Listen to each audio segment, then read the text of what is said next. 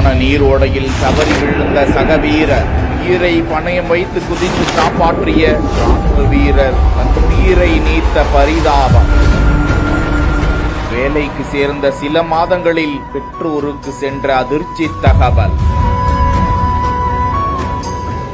சிக்கிம் மாநிலத்தில் பணியமர்த்தப்பட்ட 23 வயதுடைய ராணுவ அதிகாரி லெப்டினன்ட் சஷாங்க் திவாரி கடந்த 6 மாதங்களுக்கு முன்புதான் பணி நியமனம் செய்யப்பட்டிருக்கிறார். சிக்கிமில் ரோந்து பணியின் போது ஒரு மரப்பாலத்தை கடக்க அக்னிவீர் ஸ்டீபன் சுப்பா முயல்கிறார். அப்போது அவர் காலிடறி கீழே விழுந்து விடுகிறார். வேகமாக அடித்துச் செல்லப்பட்ட சக வீரரை காப்பாற்றுவதற்காக அதிகாரி சஷாங்க் திவாரி ஓடையில் குதித்து நீந்தி சென்று சக வீரரை காப்பாற்றும் போது உயிரிழந்ததாக அதிகாரிகள் தகவலை வெளியிட்டுள்ளனர். நிகழ்வின் போது 3வதாக ஒரு ஊழியரும் உடனிருந்ததாக சொல்லப்படும் நிலையில் முதலில் தண்ணீரில் விழுந்த ஸ்டீபன் சுப்பா என்கிற வீரரை சஷாங்க் திவாரி கடுமையான தடைகளில் இருந்து மீட்டு எடுத்து துணிச்சலாக செயல்பட்டார் என்றும் அதன் பிறகு அதிவேகமாக இழுத்துச் செல்லப்பட்ட சஷாங்க் திவாரி உயிரிழந்து விட்டார் என்ற தகவல் அதிர்ச்சி அளிக்கிறது. இதுகுறித்து தகவல் அறிந்த உத்தரப்பிரதேச முதல்வர் யோகி ஆதித்யநாத் வீர மரணத்தை தழுவியிருக்கும் சஷாங்க் திவாரிக்கு